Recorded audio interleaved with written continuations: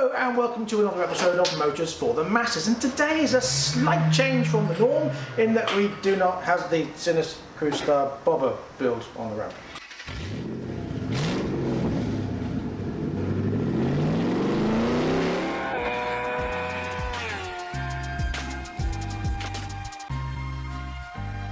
Instead we have this, and what is it, Martin? It is a 1995 Honda Shadow VT600. Indeed it is. And why is it on the ramp? Because when I was riding to work this morning, the chain started going chinkity chink, chinkity chink, chinkity chink, and I couldn't figure out why until I discovered that half of one of the links has snapped. So it was this far away from coming off and getting caught in the wheel and throwing him off at 65 miles an hour. It might have only been 65 as well. I know that because that's the only speed he rides at. Pretty much. Yeah. Which is obviously 5 miles an hour from the legal limit, so there's nothing wrong with that. Yeah, for about 80% of my journey in. Indeed, yes. So there we go. Now, we thought we'd turn this into a video where we talk to you about a little bit of servicing on an older bike. So what else are you doing, Malcolm? I'm changing the spark plugs. And why are you changing the spark plugs? Because they're old, and I have no idea how old. Yeah. And it's quite nice to just change these things before you go to your ride season again or whatever. Now, taking one of these spark plugs out, you can see it's a little bit coked up, but that's one of the rear cylinder ones. That's not out of the ordinary. You can see that there, look. I mean, it's okay.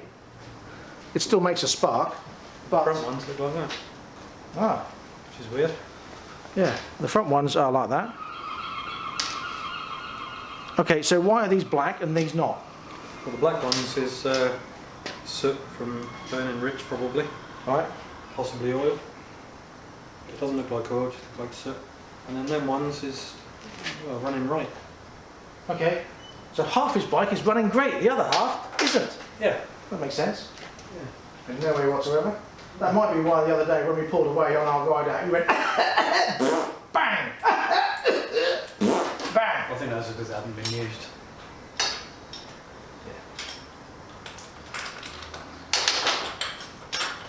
So now with these being a V-twin, it's a little bit awkward. Now, obviously being a V-twin, he's got 4 spark plugs. Not obvious at all, you'd expect there to be 2 spark plugs, wouldn't you? Okay, on this bike, there's 4 spark plugs.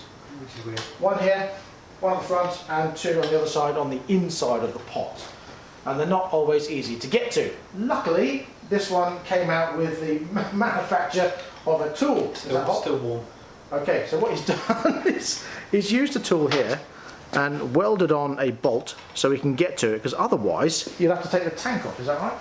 No, the problem I've got is that the socket, there's sort of socket shaped end on that. Right. If you put a socket on it, the socket jammed against the sides of the hole. It needs a specific tool in order to reach in there without, because it's just too big. Okay. So the reason I went for that is just to make it that little bit longer so it fits in the bore, and then I can put a socket or a spanner on the end to undo them. Okay. It's an odd size spark plug as well, it doesn't seem to fit any of the tools we've got. It does seem that this bike doesn't like Malcolm because it's attacked him already. Look. Yeah, So, ladies and gentlemen, that was changing the oil the other day. I stuck my arm on the exhaust. yes. Now, what oil goes in this bike? I put 1040 in this, semi-synthetic. Semi-synthetic. And why does it need Is it 1040 semi-synthetic? semi-syn? Is it semi? Yeah, it is. It probably doesn't.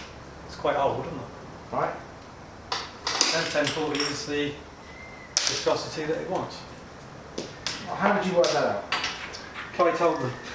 And how did you work that out? The manual. He looks at the manual. There you go. Exactly that. My favourite thing. That's Look the in the answer I manual. was waiting for from you. Yeah. Well, I just asked the oracle. It's all good. Helpful. Okay, so once the spark plugs are changed, it's on to the chain. Yes. We'll talk you through that. We'll come back in a minute and talk to you how to get the chain off and how to put it on, and then what to do after that. And then we'll talk about why you should check your chain. Malcolm, back in a minute. So the spark plugs that go in this Shadow are these. See that? Focus, focus.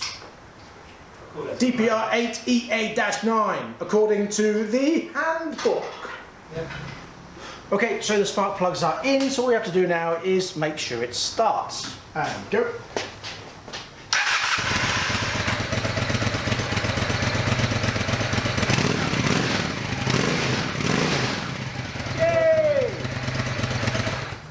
Good. Okay, that's all good. So, on to the chain.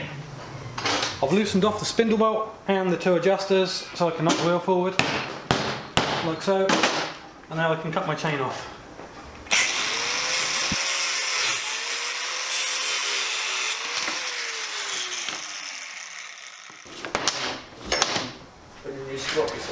Okay, at this point I would like to add that you should, whenever you change a chain, change the sprockets as well. However, when this bike was first purchased, it recently had 2 new sprockets on it, so at this stage it's not worth changing them. However, typically you should go for chain and sprockets, and it also goes for if you're a tight ass as well. Or if you're in a bit of a hurry. There's the broken bit. So fortunately, I work at a motorcycle shop, so I have access to things like chains. Very handy. This one is a 528 chain, 120 links, which is apparently what the bike needs, so I shouldn't have to cut any links off. Brucey bonus. I would like to add that this cost me $85.99. Did it really? That's cheap, isn't it? I hate sticky stuff. So, show the ladies and gentlemen your new shiny chain. Black steel, Yes. oily, greasy. Waxy, yeah. Okay, so what is the best thing to lube that chain with? Nothing. Why is that? Because it's pre-lubed. Okay, so how do you maintain the chain by lubing it? With chain lube. In Any a particular can. chain lube? No, just chain lube. Would you like to show the ladies and gentlemen a can of chain lube that we use to as a chain? I will use this chain lube.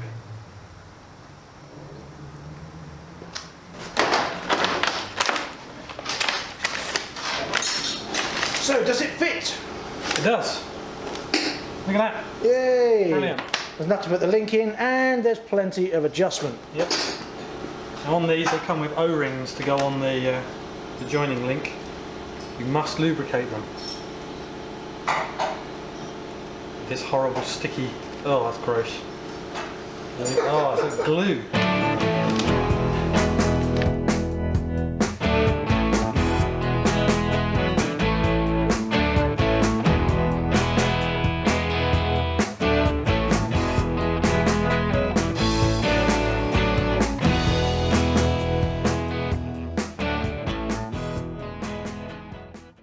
So there we go, the chain is fitted. Now, there's an important thing to note when you check or when you fit a new chain, and that is the tension on the chain. Now, as you can see here, it looks quite tight. Now, typically, if the chain is below the swing arm, when you sit on it, you put more pressure on the back end of the bike and it tightens the chain. However, this one has a swing arm lower than the chain, so it actually has the opposite effect. When you sit on the bike, it will actually loosen the chain a little bit. So this is the correct tension, as you can see there.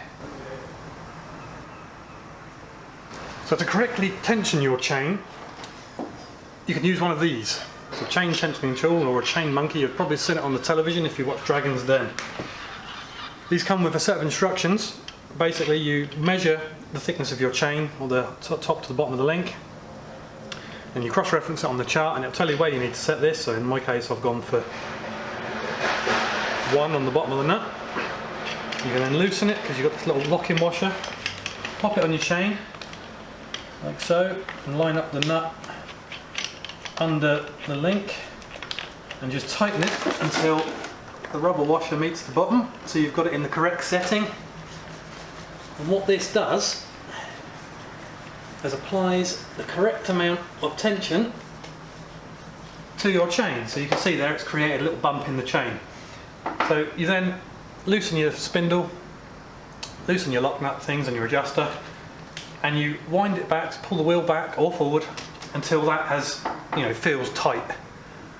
You can then just nip up your lock things, do up your spindle, and when you remove your lock thing, your chain tensioning tool, and these are really good, I like these tools. Once you've removed it from there, you then have the correct tension.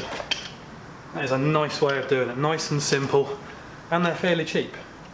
I can't tell you exactly, you'll have to Google it. But there you go. Marvellous bit of kit, that.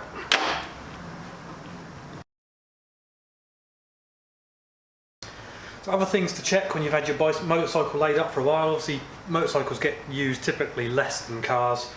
Check your tyres. Make sure there's no cracking between the treads.